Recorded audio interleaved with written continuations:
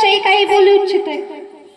महाराष्ट्राचा जो इतिहास लिहिला तो कोणी एऱ्या गेऱ्यानी नव्हे, तर महाराष्ट्राचा इतिहास लिहिला तो हिरव्या शालीनं, तलवारीच्या खणखणाटीनं, घोड्यांच्या टापानं आणि शहिऱ्याच्या तफानं, आणि हाच इतिहास घडवला तर छत्रपती शिवाजी महाराजांनी। मुजरा त्या छत्रपती शिवरायाला, रयतेच्या राजाला, ज्याच्या भक्तीला जोड नाही, शौर्याला तोड नाही, जो अथांग आहे सागरा समान, ज्याचा छत्र म्हणजे आभाळाचा सन्मान, जो त्या सूर्याची शान, मराठी मनाचा धगधगता अभिमान, काहीच आहे सह्याद्री जल शंभूंचा अभिमान, महाराष्ट्राच्या दैवात याचं पहिलं स्थान, असे हे प्रौढ प्रताप पुरंदर, क्षत्रिय कुलावतंस, सिंहासनाधीश्वर, राजा अधिराज, श्रीमंत श्री श्री श्री शिवछत्रपती शिवाजी महाराज की।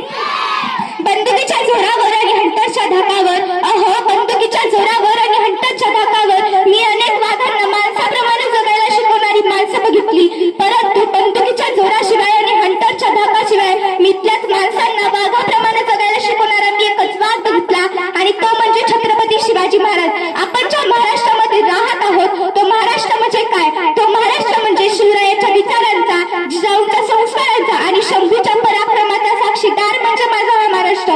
कष्टकरी शेतकऱ्यांचा, दिलदलितांचा आणि 105 रुपयाच्या बलिदानाचा आणि त्या दिल्लीच्या तख्त्यालाही घाम फोडणाऱ्या जिगरबाज माझ्या मध्यमावळ्यांचा हा महाराष्ट्र, जिगरबाज माझ्या मध्यमावळ्यांचा हा महाराष्ट्र। आणि आज महाराष्ट्राच्या मातीत 19 फेब्रुवारी 1630 रोजी एका रत्नाचा जन्म झाला, आणि ते म्हणजे छत्रपती शिवाजी महाराज।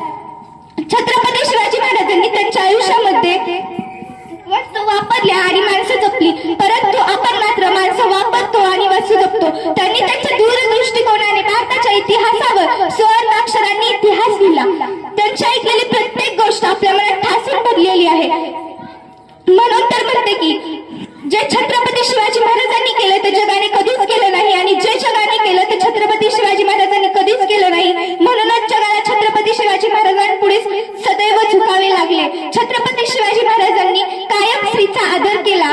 म्हणून आज जी स्त्री मला ऐकत आहे तिला मी एवढंच म्हणते की अगं तलवारीपेक्षा तीक्ष्ण तुझ्या नजरेची धार हाय, अगं तलवारीपेक्षा तीक्ष्ण तुझ्या नजरेची धार हाय, महाराष्ट्राची बागेन तू भवानीचा वार हाय, भगव्याची रक्षणी तू सरच्याची तू मेघ हाय, कमी समजू नको तू स्वतःला, तुझी जाऊची लेख हाय, तुझी जाऊची लेख हाय।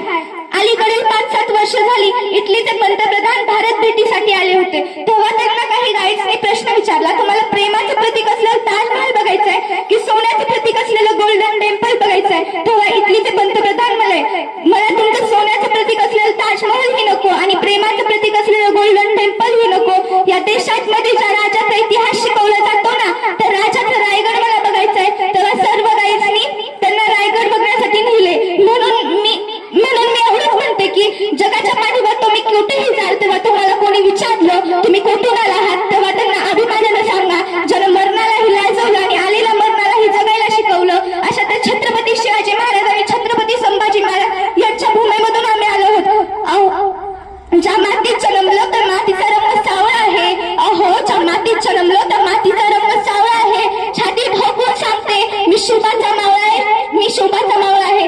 जाता जाता मी एवढंच म्हणेन की देवाकडे फूल मागितलं तर देवाने अख्खी बागच दिली, देवाकडे राहायला घर मागितलं तर देवाने अख्ख्या राजवाडाच दिला, देवाकडे पिण्यासाठी थोडं पाणी मागितलं तर देवाने अख्खा समुद्रच दिला, आणि देवाकडेच देव मागितलं तेव्हा छत्रपती शिवाजी महाराजांसारखा देव माणूस दिला, छत्रपती शिवाजी महाराजांसारखा देव माणूस दिला।